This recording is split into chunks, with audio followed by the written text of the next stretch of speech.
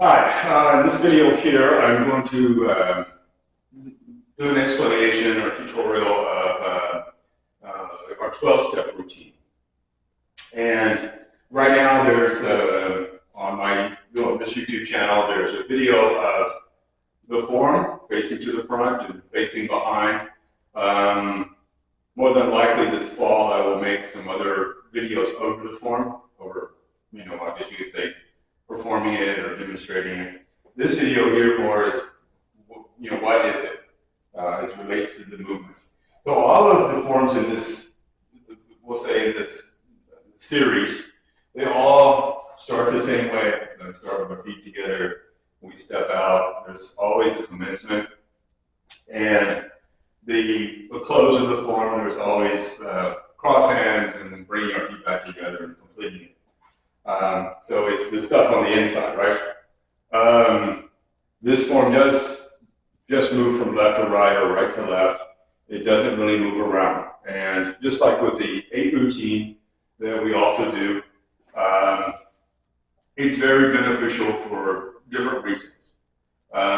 One, if you live in an apartment, or maybe you have a whole bunch of stuff, or you live in a small house, or you still have a lot of room. They're great for that because in reality, they don't really take up more than 2 steps either direction. The 8 only takes 1 step, right? I did something here, and then I go back to the other side. And the 12-step, there are components like that that just do something on the left or the right or the right or the left. But then there's also, let's see, what would that be? At least there's 2 sequences of movements that are, we'll say, like combined actions, right? The very beginning, there's white crane spreads its wing well. So shoulder strike, white crane spreads its wings, brush knee, and play the pipa. And then you have single whip and cloud hands, and then you have, you can say snake reach down or slant body down, golden rooster stance on one leg, and repulse the monkey. And then the rest of the pieces are singles.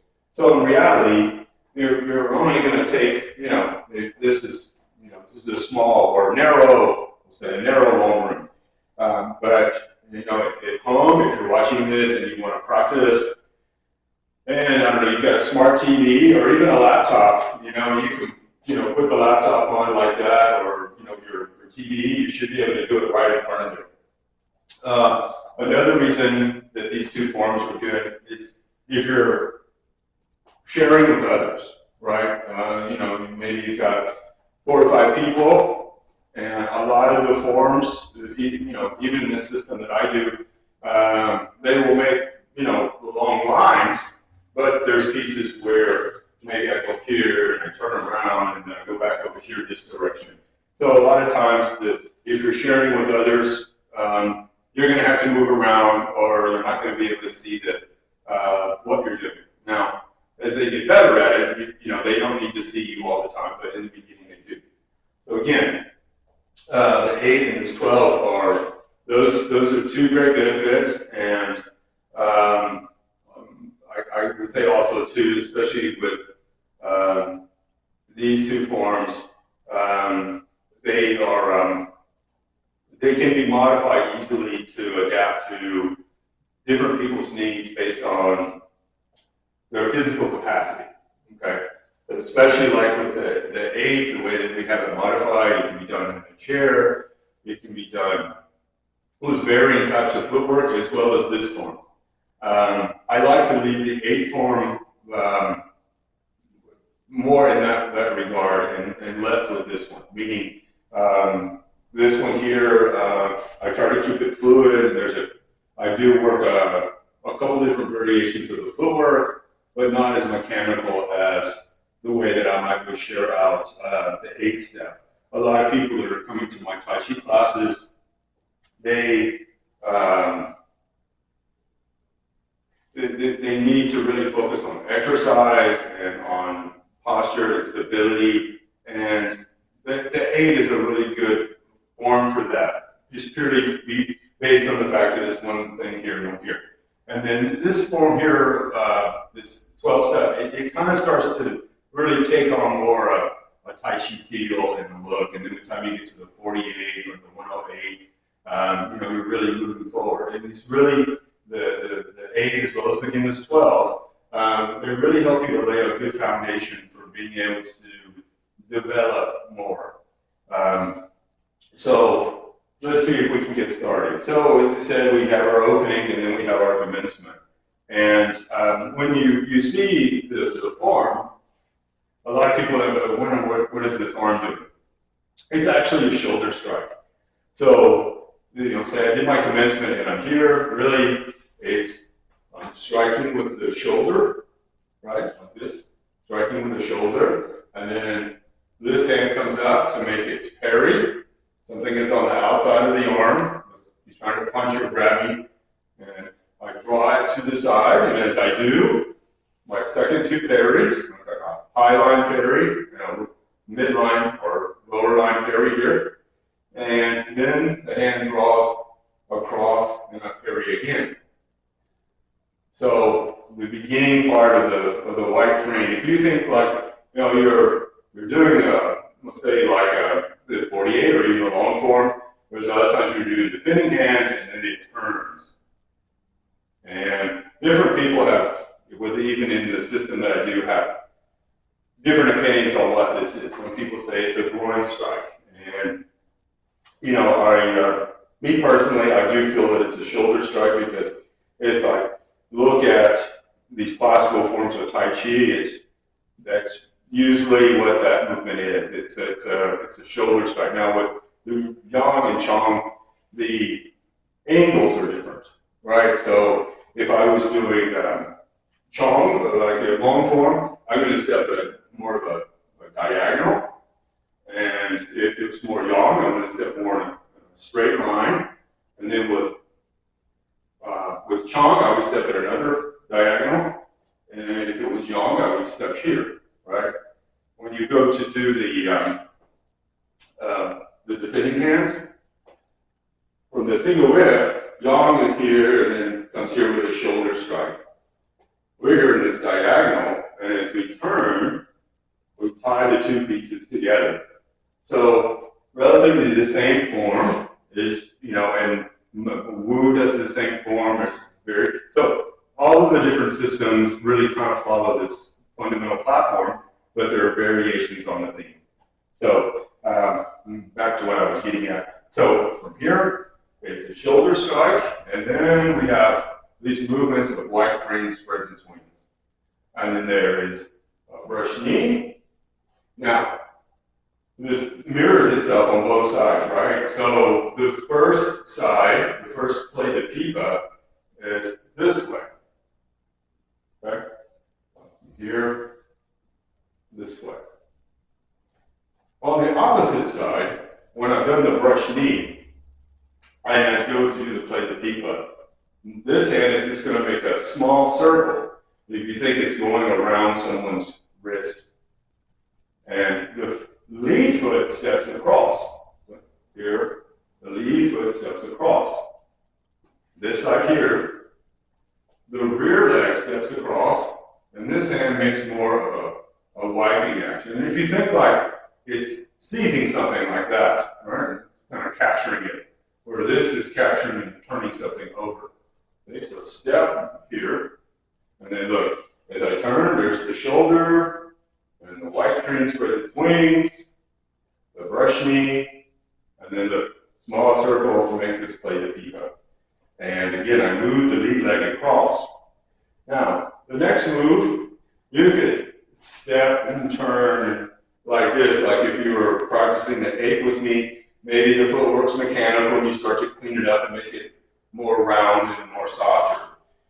By this time, you should be able to do that if you're starting this form. So from here, I can draw the foot and step out, right? I draw the foot and I step out.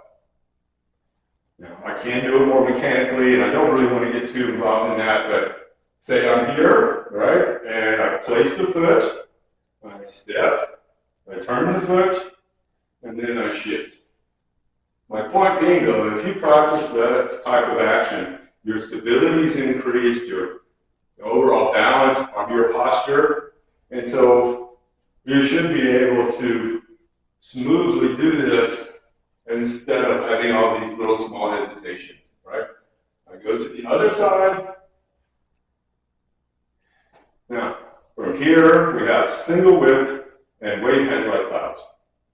So, again, I can either just turn like this, or I can draw the foot up and turn the whole body. Either way is acceptable. And depending on the width and the height and the speed in which I'm doing the form, I may use different pieces of footwork to make everything smooth and flow together better. So if you think from here, going over here, and we did our diagonal climb, and then again, I can pick the foot up, I step across, there's my single whip, and I'm going to do 3 cloud hands. I'm going to go right, left, right. 1, 2, 3.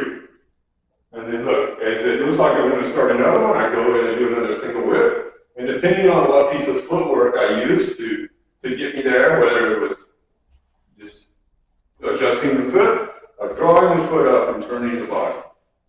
I'm going to do 3 more cloud hands, starting with the left. So I'm 1, 2, 3.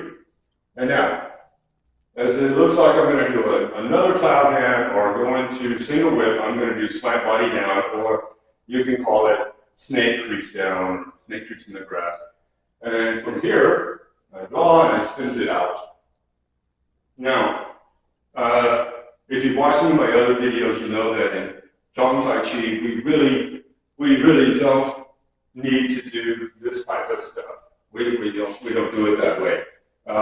It's part of it is we don't want the leg turned this way. It's very dangerous for, we'll say, application, and as well, it has more than one purpose, right?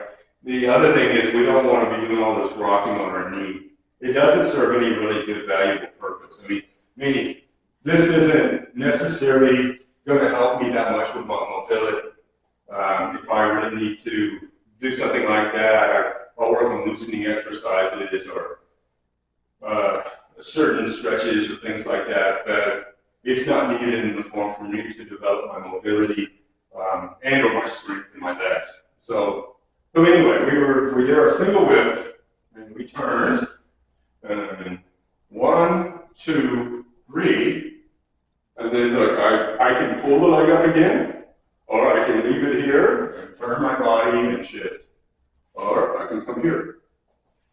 But look how I turn the knee. I don't want to do this stuff, push into the knee, and then turn the foot. I want to turn the foot with the knee. Now, again, there's two primary applications that we do of this movement. One is I've seized the person's arm, and you're pulling their torso over your torso. This hand comes between the legs, and you would drive up and pull them over. The other would be I'm holding their arm. The arm comes to across the front of their torso, and my leg is behind their legs. From here, I drive at this angle and push them over and off. Now you can also use squeezing. Again, a variation on the theme, squeeze and drive, so it buckles their legs, it makes them fall over easier. So from here, it's golden rooster stands on one leg, and then step back to repulse the monkey. And immediately I'm going to do the same sequence again. Here, here, and here. Right? So this golden rooster stands on one leg. It has many variations, like most of all of the postures in any Tai Chi does, right? So there's usually some form that's a lock or a control, a striking action if possible, and then some aspect of tripping the person. And so with this this golden wrister, if you think you're using this to push them back from the throat, you know, as a strike, you can use it as a defensive action in this regard, right? If he's throwing a kick and I protect myself, or use it this way and troop the person, or wrap my leg around the outside of his leg and his arm, I push into his chest and make him fall over.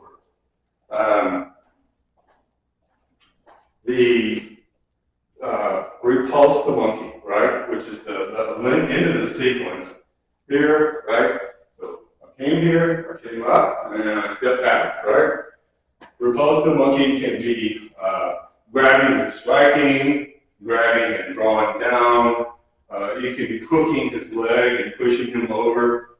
It's a really good move, and it can go forward or backwards, and it's a great move to practice for your balance and stability.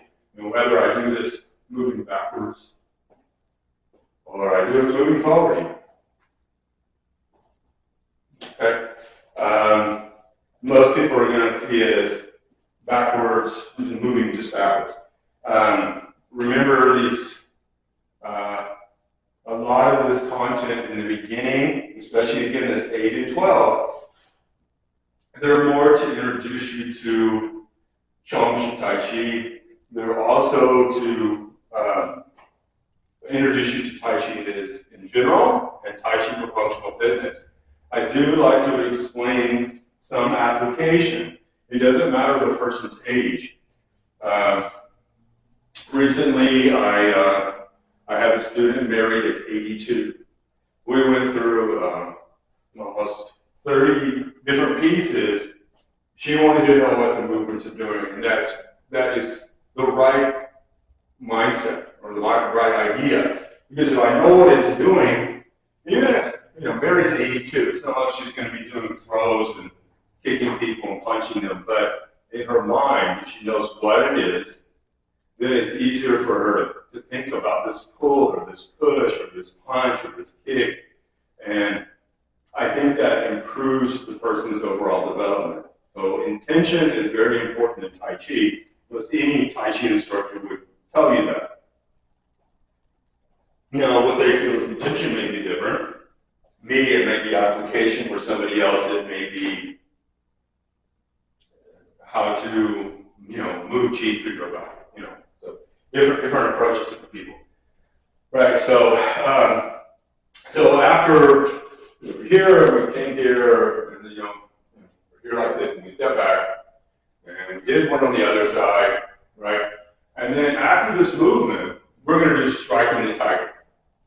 So again, I can either step, turn, move my body, or I can flow with it, right? So this hand is here, and I'm up, and I come back, and then look, I can just pick the foot up and then turn. What you need to think of is this hand,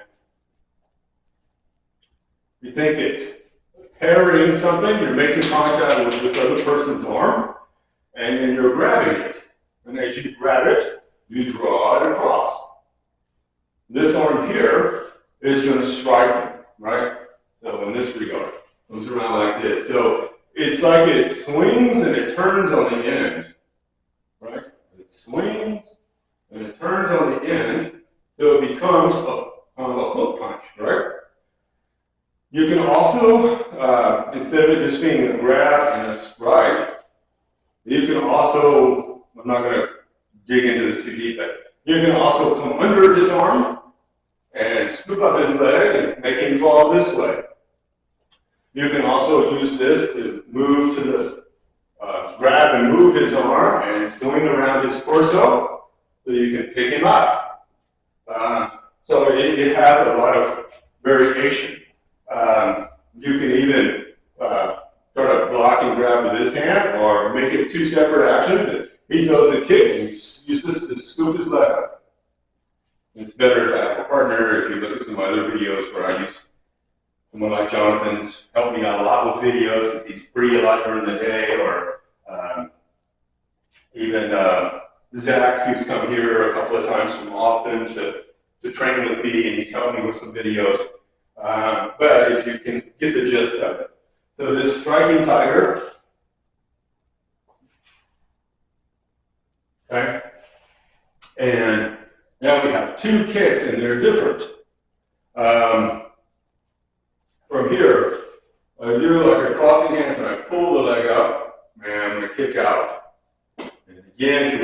other videos, you don't need to kick up here.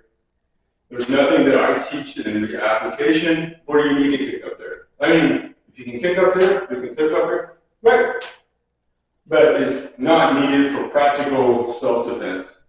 And it's not needed really to help you to increase your mobility. If you can get the leg to here, waist high, that's great. You don't really need to keep pushing the envelope.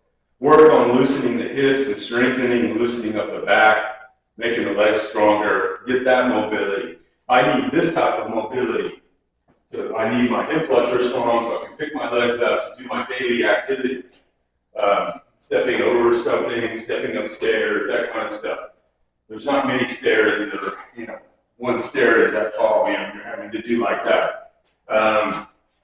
And for application, I would much rather kick into the person's legs, their hip region, maybe their lower abdomen right here, their knees, their shins, than try to kick up here. Because me, myself, my goal is to, one of our strategy points is to seize or capture the guy's leg, right? He throws a high kick or something, and I try to catch it and seize it to knock him over, right? Or he kicks and I grab his leg and I spin and I throw him over, right?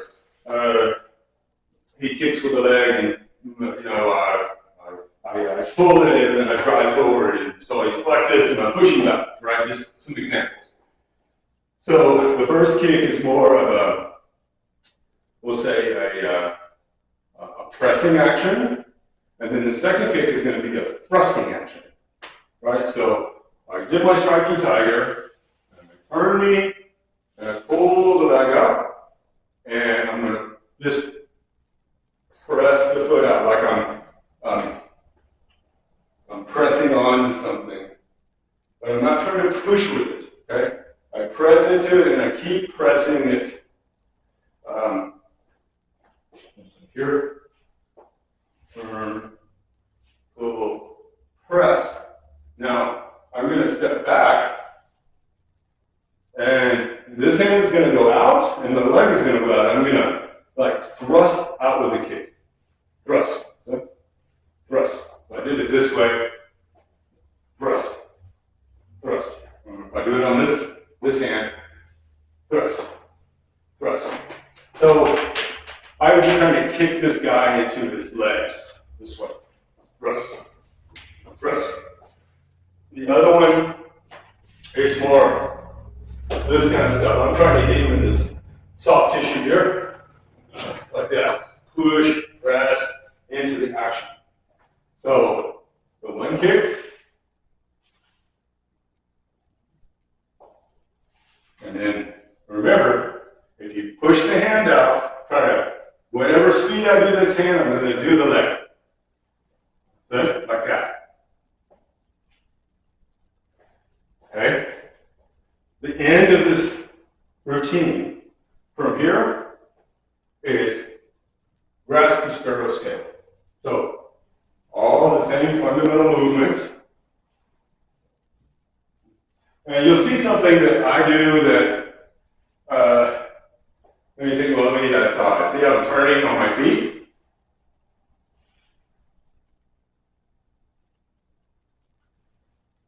We do that where we put the force and the load as much as we can into the muscles instead of the joints. I don't want to bind my joints. And whether it's for application or for functional fitness,